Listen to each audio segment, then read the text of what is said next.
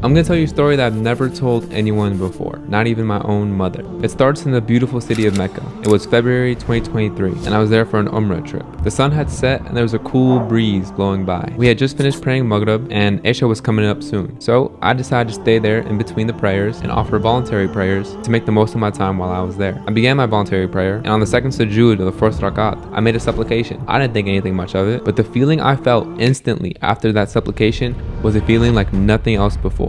Now, if you've been to Mecca and Medina, you know that something over there is different. The air there is different. The peace, the tranquility, the safety. It's a whole different type of atmosphere when you go to these places. So now imagine I'm feeling this. I'm feeling peace and tranquility while I'm praying. But now I get an even more profound feeling after I make the supplication. As soon as I finished the supplication, as soon as I said the last word, I felt a feeling like no other feeling I ever felt before. It felt like every single cell in my body just woke up. I felt my chest fill up with love and mercy and compassion. I felt heard, and I felt like a higher power heard me and listened and responded to me right away. I felt Allah. And all this happened at once, and then tears just started flowing down my face uncontrollably. And it was kind of embarrassing because there was a lot of people around me, but there was nothing I could do. The tears just kept going and going and going. And thankfully there was a brother right next to me who saw everything that happened, and he had a whole pack of tissue papers that he gave to me because he saw what was going on. Now, I told you that story to tell you this. I now fully understand the power of supplication. Imagine the feeling of making a supplication and then right away you get an answer. Now in this video, I want to show you how to use supplication to get anything you want from this life. And at the end of the video, I'll show you exactly how to supplicate the way the Prophet ﷺ taught us to. Prophet Muhammad ﷺ said, "Let one of you ask his Lord for all his needs,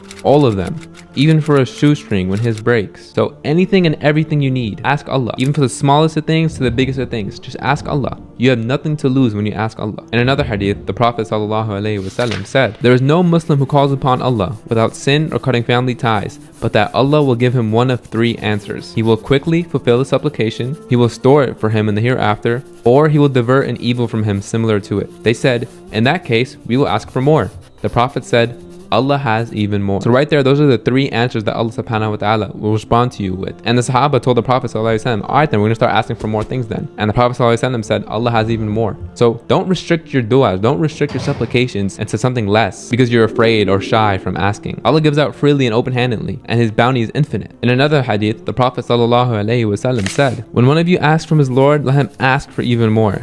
Verily, he is asking from his Lord Almighty." So always ask for more. Don't ask for the bare minimum. I don't understand when people do this. If you're saying they're praying, "Oh Allah, please give me a job that gives me $30,000 per year," you could have said, "Oh Allah, please give me a job that gives me $300,000 per year or $3 million per year." You're there asking, ask. It won't take anything away from Allah. A perfect example of someone who asks non-stop without any shyness, without any timidness, was Musa alayhi salam. Musa alayhi salam just continuously asked and asked and asked and asked. He never shied away. In Surah Taha, Musa alayhi salam asked this. Moses prayed, "My Lord, uplift my heart for me and make my task easy, and remove the impediment from my tongue so people may understand my speech, and grant me a helper for my family, Aaron, my brother. Strengthen me through him, and let him share my task, so that we may glorify you much and remember you much. For truly you have always been overseeing us." Allah responded, "All that you requested has been granted, O Moses." Musa alayhi salam was literally given prophethood, and he asked for his brother to become a prophet too. He even asked to see Allah subhanahu wa ta'ala. When Moses came at the appointed time and his Lord spoke to him, he asked,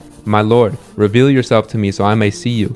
Allah answered, "You cannot see me, but look at that mountain. If it remains firm in its place, only then will you see me." When his Lord appeared to the mountain, he leveled it to dust, and Moses collapsed unconscious. When he recovered, he cried, "Glory be to you. I turn to you in repentance, and I am the first of the believers." Moses literally asked to see Allah subhanahu wa ta'ala. He had no shyness at all from asking. So moving forward, you have to understand, you have nothing to lose when you ask Allah subhanahu wa ta'ala for something. Nothing to lose. As long as you're asking sincerely, it's either you're going to get what you want, or Allah is going to divert some evil from you, or you're going to get it in the hereafter. So you have absolutely nothing to lose. So ask for more, ask for billions, ask for multiple wives, ask for whatever you want, who cares? As long as halal, keep asking. And a quick point to help you ask for more. I know brothers, when they're praying in congregation and whatnot, and they're in sujood, they say Subhana Rabbi Al-Ala 3 times, and that's it. And they'll just stay there and just wait for the imam to say Allahu Akbar to move. No, you can say Subhana Rabbi Al-Ala more than 3 times. You can say it as many times as you want, and you can supplicate. You can make dua in this position. This is one of the best positions to make dua. That's when you're closest to Allah, is when you're in sujood. Don't just say Subhana Rabbi Al-Ala 3 times and just sit there and wait, wasting time. And now the next point I want to make about supplication is you have to be patient with supplication. The Prophet, peace and blessings be upon him, said, "Every one of you will have his supplications answered, as long as he's not impatient and he says,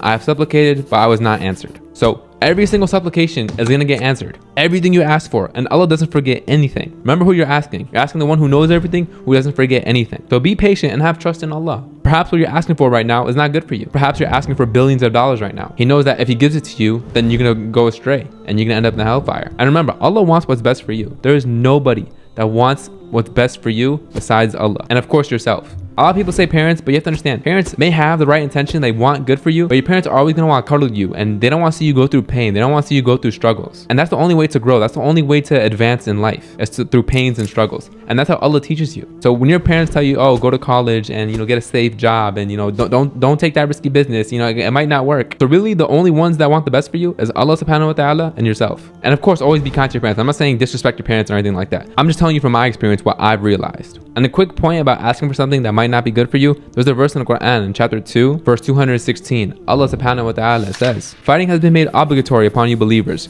though you dislike it. Perhaps you dislike something which is good for you, and you like something which is bad for you. Allah knows, and you do not know. So remember, your wisdom and your knowledge and what you know is very limited. So you might see something like bad happening to you, or maybe something good happening to someone else, but you don't see the full picture. You're just one tiny little pixel. You're just seeing the tiny little pixel of what's going on. But if you zoom out and you see the whole TV, that's what Allah subhanahu wa ta'ala sees. Allah sees everything, and you're just in the little tiny little pixel. So remember that moving forward. All right, now how to make dua correctly following the sunnah. First step is to raise your hands up to the sky. Second step is to praise Allah. Subhanallah, Alhamdulillah, Allahu Akbar. Third step is to send salawat upon the Prophet ﷺ. Next is to seek forgiveness. And right after that, this is where you ask for everything you want. This is the meat of your dua. Then after you're done asking, seek forgiveness again, send salawat upon the Prophet ﷺ, and praise Allah again, and say Ameen. And there you go. That's the correct way to supplicate. All right, now you know that. Now I also want to share with you the best times to supplicate, because there are best times to supplicate. The first one is in the last third of the night. So if you wake up for tahajjud and you pray tahajjud like before fajr, that's the best time to make supplication. The Prophet ﷺ said, our Lord Almighty descends to the lowest heaven in the last third of every night, saying, who is calling upon me that I may answer him? Who is asking for me that I may give him? Who is seeking my forgiveness that I may forgive him? So the last third of the night, that's the best time to ask. Another good time to ask is between the adhan and the iqama. The Prophet ﷺ said, a supplication made between the adhan and the iqama is not rejected. So that's another amazing time. If you're at the mosque and the adhan goes off, start making supplication right then and there until the iqama. And also there's an hour within every Friday where Allah subhanahu wa ta'ala does not reject any supplication. The Prophet, peace and blessings be upon him, said, there's an hour on Friday, and if a Muslim gets it while offering salat and asks something from Allah subhanahu wa ta'ala, then Allah will definitely meet his demand. There's just an hour on Friday. We don't know exactly at what time, but there's an hour. If you can catch that moment while you're praying and you make dua, then it will get accepted. There are dozens of more times that you can make supplications that are really good, such as when it's raining, when you're in sujood, during Ramadan, and also when you're traveling. Inshallah, you found this video helpful, and inshallah, you can start asking for more. Just start asking and asking and asking and ask for more and more and more. You have nothing to lose and everything to gain. I do have a private group for Muslim brothers who want to join. All we talk about is bettering our lives here, and inshallah, securing our afterlife as well. I'll make it the first link in the description below. And if you enjoyed this video, I think you'll enjoy this one as well, and I'll catch you over there. Assalamu alaikum wa rahmatullahi wa barakatuh.